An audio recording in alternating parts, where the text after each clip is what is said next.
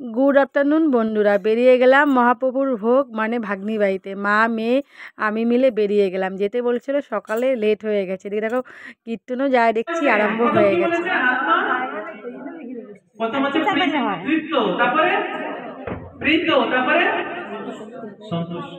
এই যে তিনটে জিনিস যদি না থাকে তাহলে যদি সবসময় চাই চাই করতে থাকবেন, জীবনে কোনোদিন সন্তুষ্ট না থাকলে কি হবে?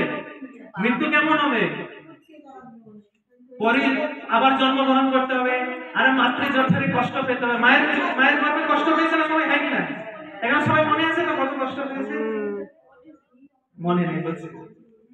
আচ্ছা, জীবনে কষ্ট আছে তো, হ্যাঁ কিনা? এই জন্য দেখুন, আমরা মায়ার কারণে আঙুল কেটে গেছে, পা ভেঙে গেছে, তাও আমরা মায়ের কারণে বুঝতে পারছি কত ভোগ করেছি কিনা কষ্ট, হয় কিনা? এখানে যারা বয়স্ক আছে তারা বলতে পারবে, শুরু থেকে লাস্ট পর্যন্ত বাপরে বাপ। এক ঠাকুমা ছিল, বলছে আর কিছু ভালো লাগছে না, মরা জম আসে না কেন? কে আসে না?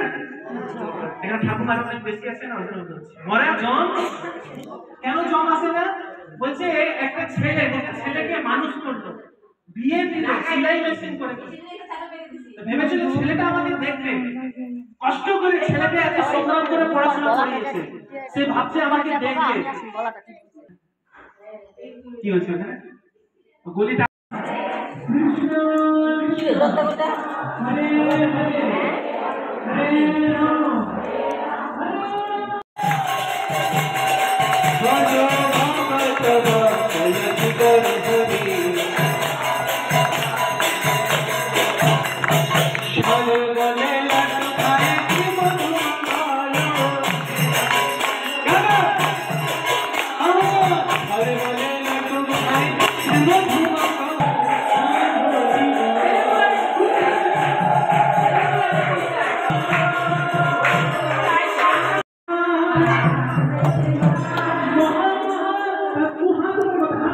কীর্তন তীর্তন শেষ হয়ে গেছে, ভোগ আরতি। এদিকেও কিন্তু যেখানে কীর্তন হচ্ছিলো, ওই যে ঘরটা ভরে গেছিলো, তাই জন্য আমরা পাশের রুমে বসেছিলাম, ওখান থেকে কীর্তন করছিলাম।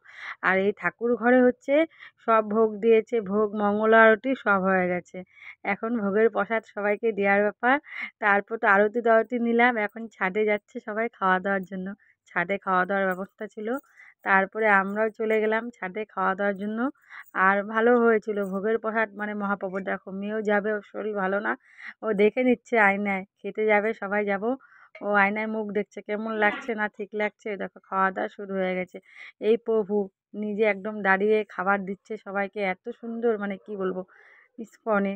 তারপরে হচ্ছে এদিকে দেখো সবাই খাচ্ছে, আমরাও এরপরে খেতে বসে পড়লাম। দারুণ হয়েছিল, খাওয়ার মধ্যে অনেক কিছুই রান্নার আইটেম ছিল। মহাপ্রভুর ভোগ তো বলা মানে অমৃত প্রসাদ, তাই না? এই মেয়ে খাচ্ছে, খাবেই না, জ্বর, তাও সবাই বলছে। আর আমি খেতে খেতে বন্ধুরা খেতেই পারছি না। আমাকে বলছে মহাপ্রভু যে তোমার পাতে কিছু ফেলানো যাবে না, ফেললে ফাইন হবে, ফেসবুকে ছেড়ে দেবো, এই সমস্ত আমাকে বলছে, বুঝলে? ঠিক আছে, সবাই ভালো থেকো, সুস্থ থেকো, tata, bye bye, Radhe Radhe.